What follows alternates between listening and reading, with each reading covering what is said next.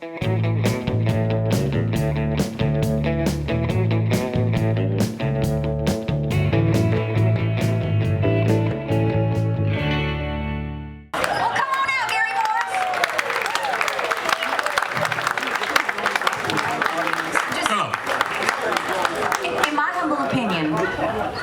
no better voice than yours in our genre. That's my humble opinion.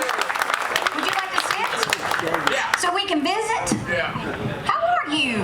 No, we're Perfect. perfect? Well, shoot, we know that. Bob even said so. That's Bob from Dayton, Ohio over there, Gary. Ohio, Gary. Good to see you, Bob. Nice. You're sober.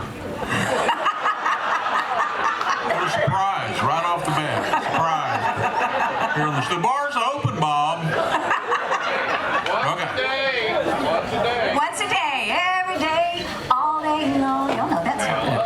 Well, I'm just thrilled because I guess you and I met when I was a singer at Opryland. And my best friend, we were all together at Opryland singing and dancing, and you came to the Chevy Theater and had, regular shows there, and that's when I really became a fan of yours. Do you remember your time at Opryland? Oh, absolutely. And I hated it when the park was torn down. I did too. I remember playing outside in the park, and one time being at, did you ever know that you're my hero? You are the, and about then the train came and went, and I stopped and I went, what the hell was that? And my youngest son, Matt, who was a Mouseketeer with Brittany and Christina and all that group on the Disney Channel, he came out.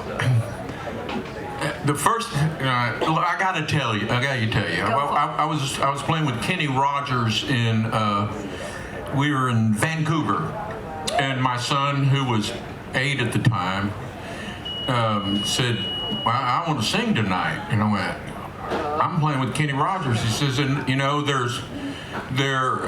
worked in a round, it was like a ring with the band in the center, and my band at that time, I had Merle Brigani, who was Loggins Messina's drummer on all the records and tour, and Al Garth, who played sax and fiddle. And I said, to my son, I said, well, what would you sing? He said, well, I want to sing Your Mama Don't Dance or Your Daddy Don't Rock and Roll. And I said, okay, well, how much do I have to pay you? And he said, you're going to pay me? I said, yeah, how much? He said, $9. I said, okay, I'll pay you $9. So what are you going to pay the band? He said, I got to pay the band? Well, I said, they're going to play for you. So he said, you better go negotiate with them. So he paid each one of there was 5 band. He paid each of them 50 cents. He said, I'm dead, I'm giving them all 50 cents. That leaves me with $4.50. I said, well, what about the sound guys? And the light man? He paid them each $0.25. So I hate that. I hate that whole kind of dog and pony show where the act says, well, I want to bring my kid out now, and sing. But thank God I still had wind beneath my wings after I brought him out. So I said, my son wants to come sing, so, and he is a dance. He's the exact opposite of me. He likes to dance and sing and all that stuff. So you don't dance? Well, my mama don't dance.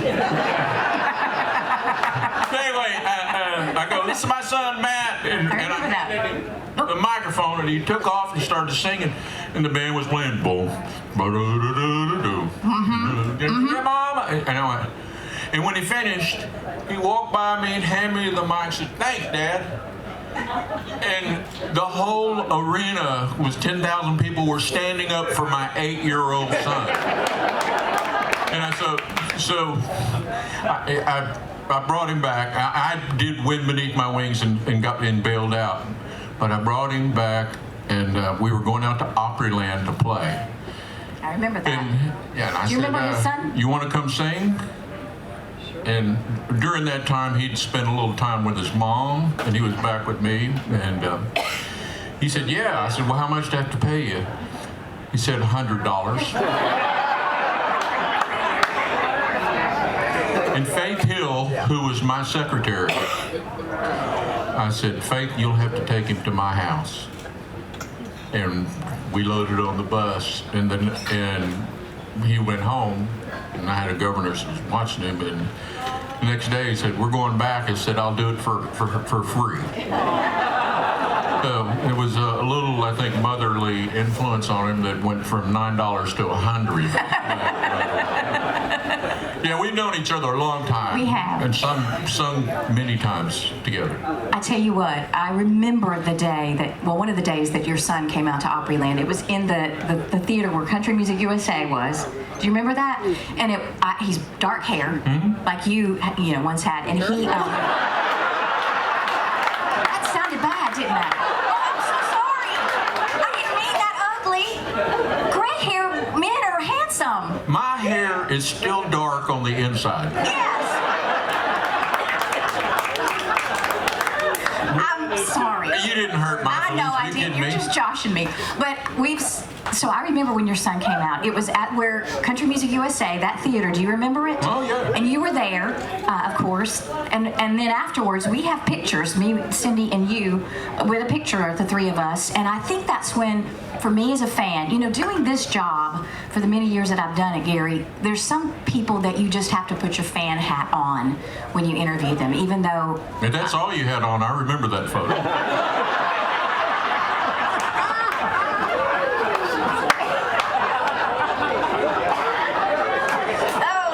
Skinny hat, as I recall. I was going to say that I just became a fan during that time at Opryland, and I bought every one of your albums, and when you were playing in here last night, sang every word. I mean, you have tried and true fans before Wind Beneath My Wings. But what did that song do to you and your career, for you and your career? Wind? Mm-hmm.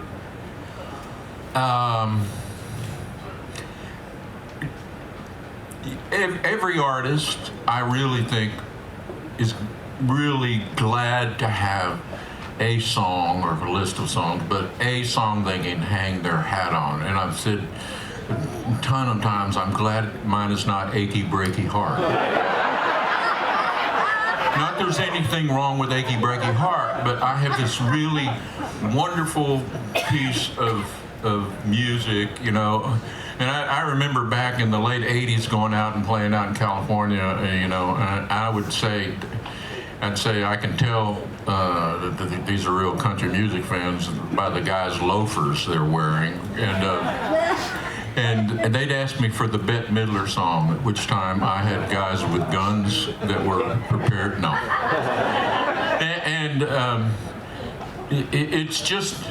It's great. I mean,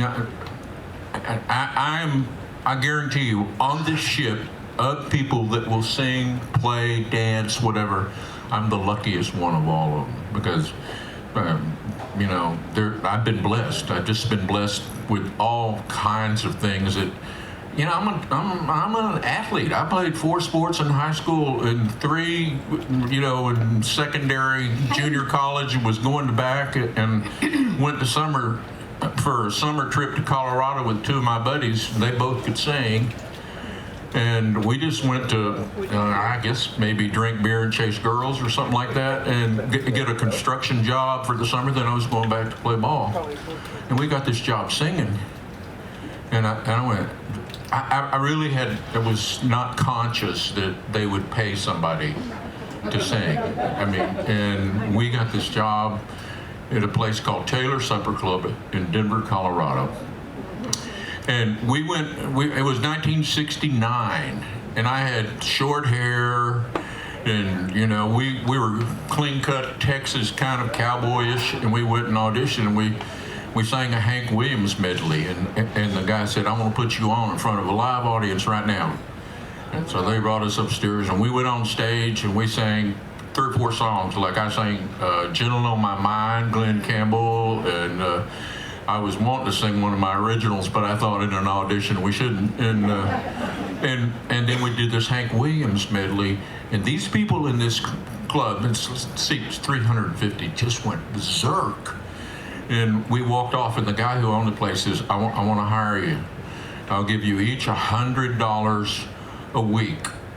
Now, wait a second. All I want is you to do 15 minutes because it was a nightclub.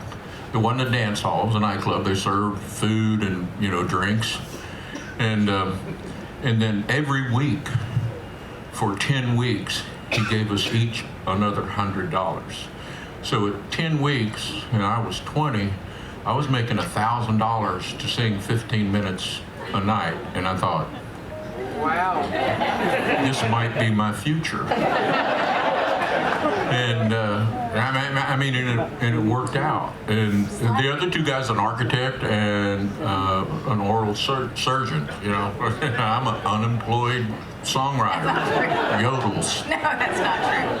Well, I never knew that. I never knew that you were a serious athlete, and that. Yeah. Well, when did you find out, truly it was before that audition, that you had this voice that you have? Well, I sang my first solo. I sang in a Baptist church.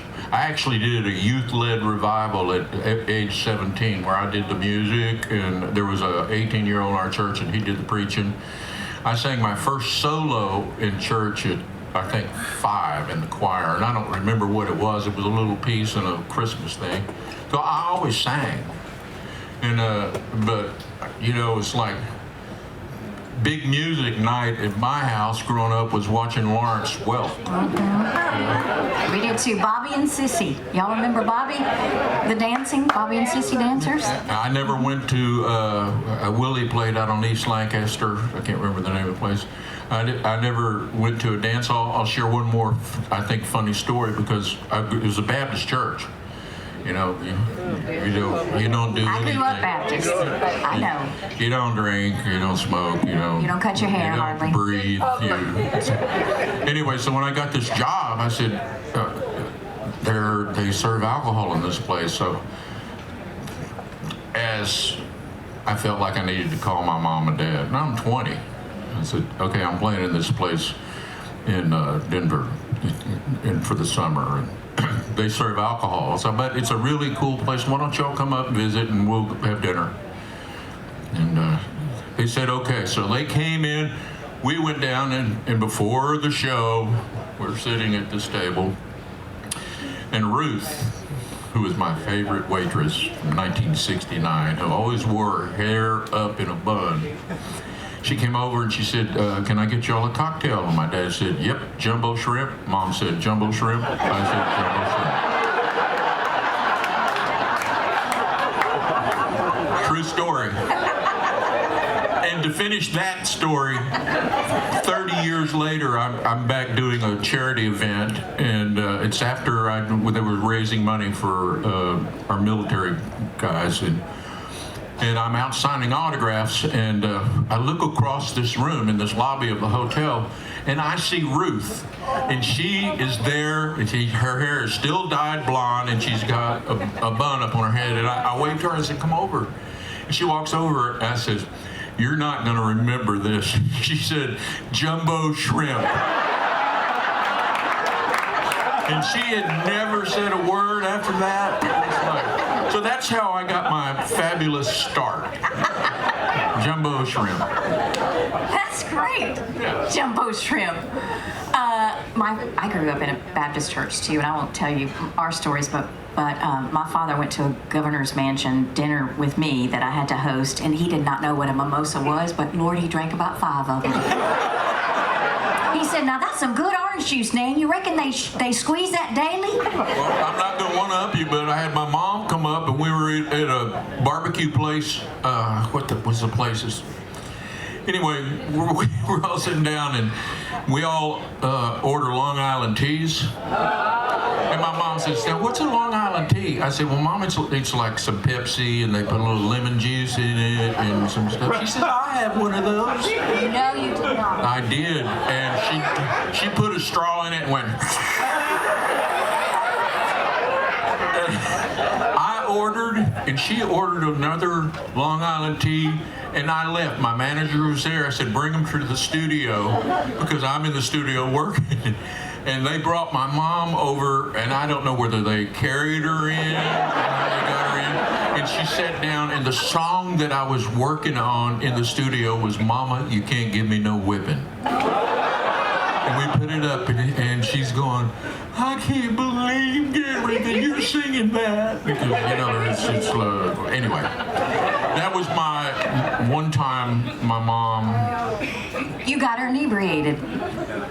I did. And when I went back, I was playing one time, it was Will Rogers Coliseum, I think. It was before Bass Hall was built, and my mom and dad said, "Hey, we want to take you to this place out in Arlington. They got this really good steak." I went, "Oh, okay." So we go out there, we order, and their meal came with a glass of wine. Now, we never had wine. We didn't have... They set these 2 glasses of wine down in front of my mom and dad, and I look at them and I'm going, "Now this is going to be really interesting." And like clockwork, they reached over and each got a pack of Sweet and Low. Opened it up and poured it into their wine. It was tea? No, they knew it was wine. I said, "Why are you doing that?" She says, "Well, this is just so bitter." It's like they, on purpose, put Sweet and Low in a glass of wine. Did they drink it? Yeah. Yeah? I think that was the object. Yeah, they drank wine. I asked for that one, didn't I? There was a real... I'm giving family history. There's a really debilitating disease in my family. I was brought up so strict.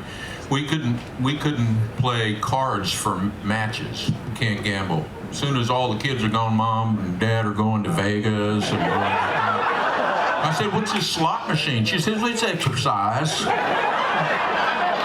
And so it was a different kind. But because of this disease, it's called ataxia, and I was the spokesperson for it for about 8 years. And it affects the neurological system, and you basically, my aunt lived her last life in our house, and she passed there, and everyone on my mom's side, every one of her brothers, there were like 7 kids, brothers and sisters, they all died of ataxia. So I know that my mom was preparing, because it doesn't actually show itself till you're after the childbearing years in mid-30s or 40s. And so I'm sure that was kind of preparation in case she wasn't going to be there. So it was a different way to grow up, you know. And then I left home and discovered the world. So it was good. Anybody out there grew up with strict upbringings? Me too. I mean, we couldn't wear pants. You what? We couldn't wear pants. Did you go naked? No. But my mama, well, we grew up in Landmark Missionary Baptist Church, and it was literal, you know, literal biblical interpretations, and so we couldn't wear pants. But then my mama sent me to Girl Scout camp, and the Girl Scout people called and said, "We got to get her some breeches because her little legs are just getting eaten up by mosquitoes." And so I got That was the first breeches you wore? Yeah. And you were a Girl Scout? Yeah. And we couldn't, so bringing up, you know, having a really strict upbringing, I think, you know, we can all, where did you grow up? Was it Texas? Yeah, Fort Worth. Fort Worth, okay. Can we go back a little bit to Wind Beneath My Wings? Sure. Is that where we started this? Yeah, we did. When did you first hear that? I mean, I want to know your perspective, because that is the song. And what did you think when you heard it? Why did you say, "I've got to record it"? All of the above. Okay. Well, Larry Henley and Jeff Silbar wrote that song. They both wrote for Warner Brothers Music, and in theory, they were 2 doors down from where I was writing when I wrote for Warner Brothers. And so if I could have just walked into the room with them, I'd have been a third writer on it. But it doesn't kind of work that way. And they demoed it, and Martha Sharp over at Warner's says, "You need to hear this." And the thing, I have this idea about music that if you have a really great piece of material, which just doesn't come along very often, you need to get out of the way of it. You need to let the material speak what it's supposed to say. So there are only 3 instruments on the record. There's an acoustic guitar, and then there's an electric guitar that plays da da da da da da da da da, and a little bit of drums, and I sang the track with them as they cut it. The one that made the radio? Yeah. You cut it one time. One time. And then we brought in a couple or 3 singers, 2 singers or something that put harmonies on the last. Did you ever know that you're my hero? That's it. And in fact, I was playing, and that summer you would know this, but what you do is it's called parts. And you send them, in case of Warner Brothers, send them to LA, and then they put them together to manufacture the record. So I was out playing with the Warner Brothers softball team in that summer, and this limo comes up, and they said, Gary, you need to go get in the limo. You need to talk to somebody. The guy's name was Carl Scott, who was the head of PR in LA for Warner Brothers Records Total. And he said, Gary, we got the record that y'all sent, but it didn't all arrive. I said, what do you mean? He said, well, there's just like your voice and 2 guitars and a couple of voices. Where's the rest of the record? I went, well, that's it. And he said, do you want to kill your career? And I went, no, I really want it to fly. Don't mess with it. And Jimmy Bowen, who was running Warner Brothers, said to his promotion people, do not let this song die. And there are only 2 stations in the country that didn't play it. KMPS in Seattle, and like I can remember that like it was yesterday, and Kilt in Houston. They said it's not country. And my response to them is, if the people who listen to country radio love this, it is country. And the people who are listening to country radio in the 80s and 90s are not listening to country radio now. Because it's a cross between country and rap, which you put the 2 together and you have crap. And really, seriously, back in the day, it was about the song. Yes. I mean, and so I was lucky enough to have it, and it won Song of the Year. And then Bet got a Grammy for it from out of the movie, but I think for the first and only time they put in the Grammy program first awarded Song of the Year for Gary Morris in country music. And so I'm just lucky that I can sing it and still sing it. And you nailed it last night. I don't think it's luck at all. I think your voice, yes, give you a round of applause. Because you're right, Nashville used to be about the song. The songwriter was king. You found that song. It wasn't like you summoned people to write it for you, or you said, hey, this, that, and the other. The professionals wrote the songs, and you select. We might listen to hundreds of songs. Right. Yeah. And you picked the one.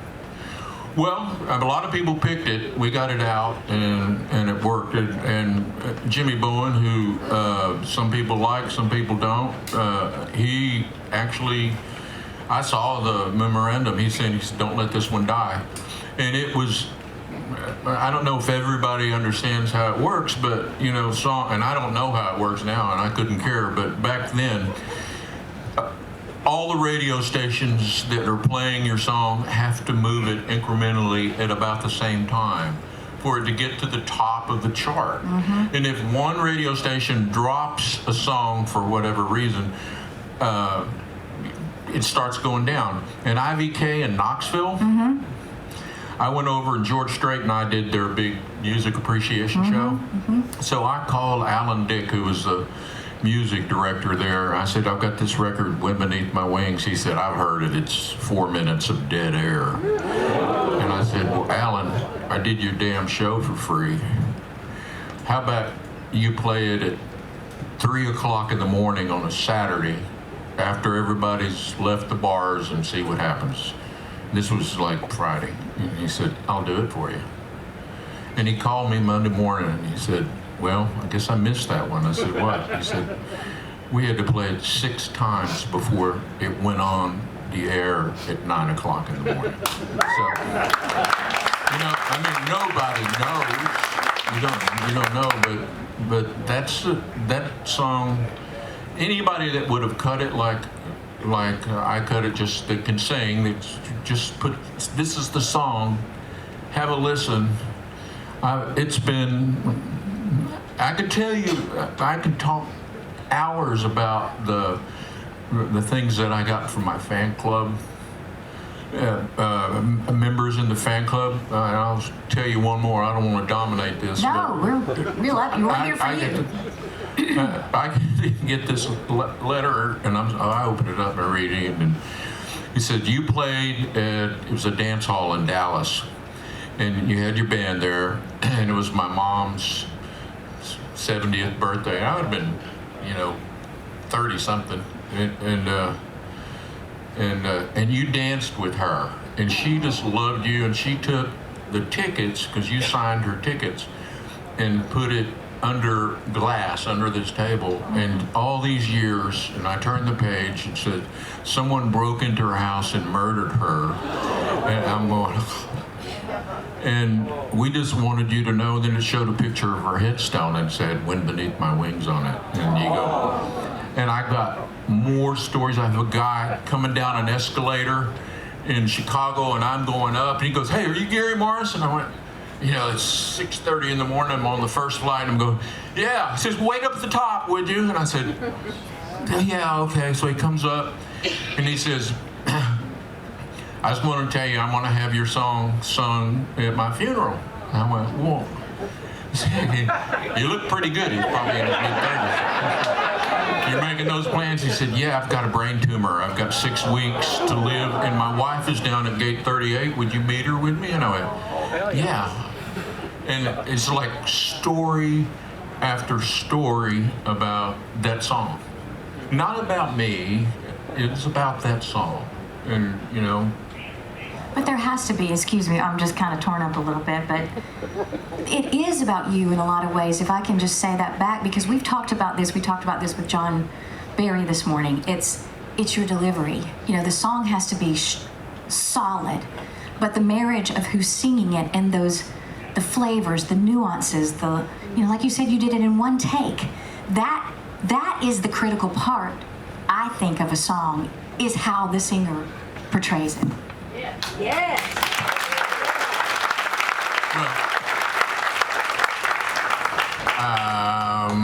That's why I'm glad it's not Achy Breaky Heart.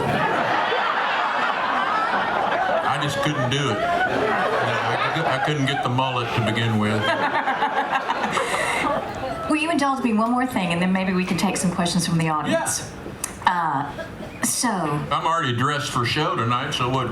Is this your show costume?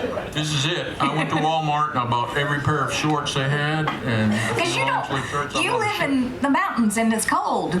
It was 0, and there's 5 feet of snow on the ground at my house in Colorado right now. So yeah. So I didn't have any shorts that weren't pretty worn. So Walmart, there's a Walmart in Pagosa Springs, and you cleaned them out. Well, yeah, because it's 0. I'm taking what they got. I got some good color. I'm not sure what I'm going to. I might just wear these tonight, but I wore some last night that were green, had big yellow flowers. I saw them. Yeah, we saw them. I've got some good sunflowers. She said it had sunflowers on it. Yeah. Is that what they are? With smiley faces. Bring Him Home. Y'all know this song, right?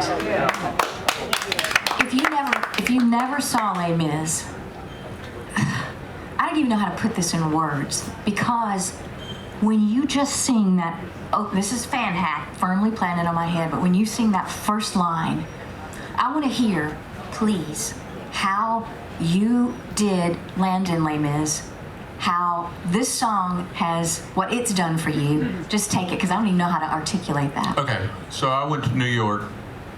I did La Boheme first with Linda Ronstadt. That's right. That's right. So I figured I don't need to audition for anything. You want to hear it? I mean, So, but anyway, they called and said, "Would you like to hear me sing? Bring Him Home. Come to New York." So I called. Do you remember the phone rang last night? In my Yeah, show? yeah. That was Steve Small. He was my manager back then. Oh, we know Steve. So Steve and I went to New York, and I went up in the 200 building, whatever it was, up on the 5th floor, and they got a piano player, and I sang Bring 'Em Home and left. Went back to Denver. I had a golf tournament. We raised money for an organization called TAPS, which is Tragedy Assistance Program for Survivors, and it's grief counseling for military families. So it was a Gary Morris Celebrity Classic, and when I got back, and they told me when I was in the room in New York, they said, we'd love for you to play Valjean, but we have promised it to Colm Wilkinson, who started the show in London. We promised it to his understudy. Really? He said, so we'll offer you the touring company. And I said, you know, if I want to go to Chicago, I'm going to take my band. I'm not really interested in touring with this. So I just kind of scratched it off my list. So I'm back at this golf tournament, and we're just about to give the trophies out and money to some people, and my agent comes up, John Dodson. Say, hey, I need to talk to you. I said, I'm about to give away, we're doing the trophies now. He said, no, I need to talk to you. I go outside, and he said, they want you in New York. I said, for what? He said, well, they want you to play Valjean. I said, I thought it was going to Colm's understudy. And he said, well, it was, but he died of a cocaine overdose. And you have 3 weeks to learn Les Mis. And I said, okay. And the next day I packed up and I went to New York. And they gave me who's called a swing guy that plays multiple roles and is in the chorus and all the stuff. If you've seen Les Mis, you know, they're the urchins. I got a swing, a chair, and a piano player. That's what I got to learn Les Mis. And Thanksgiving weekend, at 2 o'clock in the afternoon, I met the cast. I got my clothes, and we did what they call an invited dress, which is actors in town that are in all these shows, and they got to come free, and they're going to see basically me go through Les Mis for the first time. I just am meeting the cast, much less I'd never been on the Revolve, I'd never been over the barricade, I'd never done any of that. I'd only had a guy in a chair. So I did it Thursday. Saturday night was Colm's last night, and he went, Tag, you're it. I went, what? And he said, well, you're the #1 man on Broadway right now. I went, it's the #1 show, and you're it. And Monday, I opened, and there's a Revolve. What's a Revolve? This part of the stage that goes in a circle. Oh, okay. So you're walking in place, and the audience is, literally right there. I mean, there. So I'm walking in, I'm singing this, what have I done, sweet Jesus? What have I done? Become a thief, and the night become a dog on the run, and is the hour so long? And then my mind is, literally I thought, I have to do this for at least 6 months while I'm singing it, walking on a Revolve. That was my opening night, and so I did it for 6 months. Then they invited me back to do it in LA, and I did the complete symphonic version. They flew me to London, and I had to sing the whole show because the conductor had never seen Les Mis. You got the London Philharmonic, and he didn't know tempos. So I had to sing Thénardiers and Javerts and all of their roles, and it was great. You're great. You're great. No, you are. That's fabulous. I've never heard any of that before. Yeah, I don't talk about it a lot. Well, you should, because not many people can do that. Not many people can can do what you do. I don't even know of anybody else in our genre of country music that has played in Broadway. I mean, on Broadway. I may be wrong. Well, after Reba. and Neil, I guess. After I did that, Reba did Annie. Right. Gunn, Okay. And Gatlin did Will Rogers. That's true. That's true. Yeah. That's true. But no one had. It was not. It's not like I broke the ice, but maybe in some ways, some people over there went, there's some people that are in country music that are there because they choose to be there. They can do whatever. And of course, Will Rogers, if I'd done Will Rogers, I'd still be on the radio. But because I did Les Mis, I was no longer one of them. And, That's too bad. Well, no, it's not really. I knew it was over when the CMA award show came on, and Loretta said, "Gary's up doing Les Miserables, and I think he's playing Les." On the CMA, and she'd already done it when I did, because both of them were in the fall when the CMA show was, and the first one was he's doing La Boheme, and so, but. Do you regret that at all because of that? Are you kidding? I don't. I wouldn't. I don't regret it at all. I never started doing music for any kind of accolades. I'm delighted I'm 74. Wow. I can still go out and sing. Yes. And last night, I struggled. I hit this damn thing right here twice with my guitar taking it off. This and there? So either that or a light fixture or something. And it would knock something out of tune. And my relative pitch is dead on. And if something's out of tune and I'm trying to sing, and because I'm alone, I have finger picking things, and then my mind will go and I go, what song am I singing while I'm singing, and it's all because this. And I told Rollo off stage, I said, I'm going to make a conscious effort tonight to not hit that with my guitar when that's my big job in life, is to not hit that. Well, before we open the floor up, will you see what I got the watch right here. It's 5:35. We were supposed to stop at 5 minutes ago, but I'd love to see if you all have questions for Gary, because I had a lot of them, and I don't want to just hog it. But yeah, anybody got a question? Yeah. How did you like the 6 months in New York? How did I like it? I'm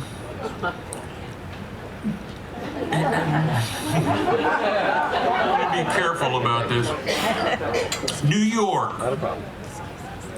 is, I'm more comfortable in the woods than I am in New York City. However, when you figure out New York is like the entire world. There's China, there's Italy, there's Mexico. The first time I was up there, Mexico, they put oregano in their salsa, which doesn't work. But when you figure it out, it's actually pretty cool. And I had a vehicle up there, and it's across the bridge, and the Delaware River is not very far, and I'm an avid fly fisherman, and on my time off I'd go up. They had cabins up there, and I'd fish and do stuff. So I wouldn't trade New York at all for my little place in the woods in Colorado. But I've also said, if I had to live in a city, in other words, my job requirement meant I had to be in a city, I'd just as soon be in New York, because they have everything you could ever want, except the people. What do you have to do with that? I mean, you don't have, my best friend lives in Culleoka, Tennessee, and he's an I done it and I seen it guy, and you won't find that up there. anybody else? Yes, yeah. Did you keep your guitar pick in your mouth like that? Did I? Yeah. Where do you keep it when you're singing? Over here on the side, and then I have a halls on the other side. And when I did Les Mis, I would, because I started in the winter and the theaters are so dry, I would take a halls and I'd crunch it in my teeth, and then at intermission, because I had to sing, bring them home on the second half, I put a salt tablet in, just so you salivate, because it's so dry, it's like sandpaper, your vocal cords. There was a lady back here. I didn't know that. If you had the opportunity to do another musical or a theater anywhere, would you take it? You mean like The Old Man in the Sea or something? I hear they're setting up to music. Yeah, I've been offered some stuff. I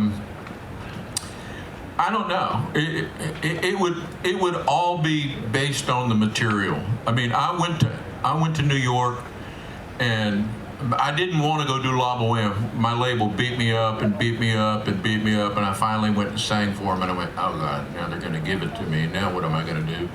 And it worked out. And Linda Ronstadt was just the coolest chick on the planet. On my birthday, she made me a birthday cake, and she opened the box, and the 2 layers had slid apart, and she looked at me and she said, well, it don't look like much, but it'll eat good.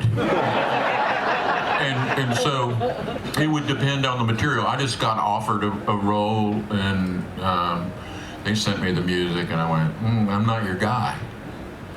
And I was offered another role that I went up and I wrote a piece of music for it. I said, I'll do it if you'll put this piece of music in and take this vocal gymnastic thing that you've written for me out.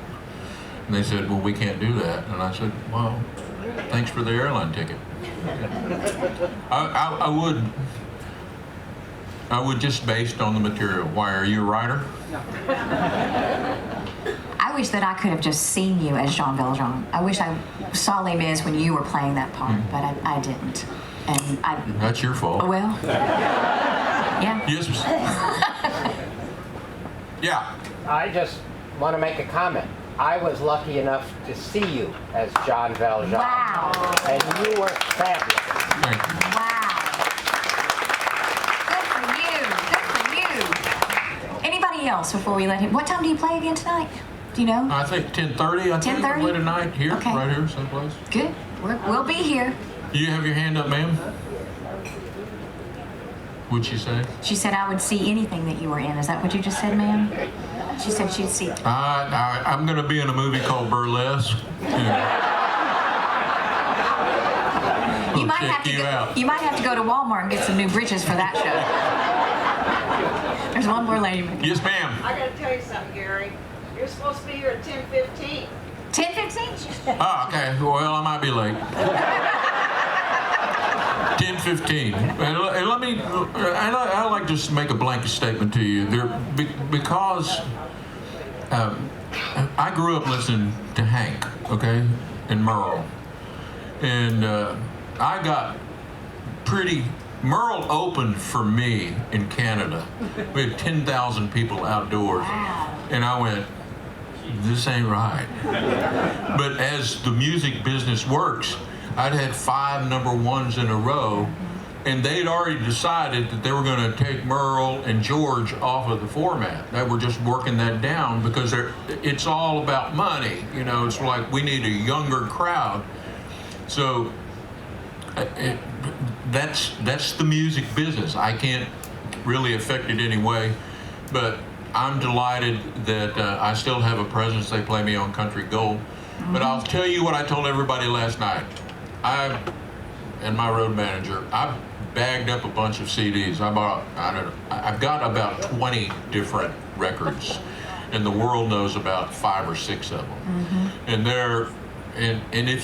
if you get one at the store, and I signed 3 at breakfast this morning. You got one? Okay. Yeah, I will. You can come wherever. If you see me in the hall, stop me.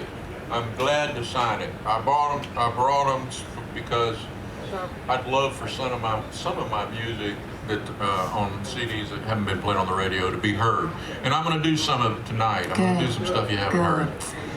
Has this been great?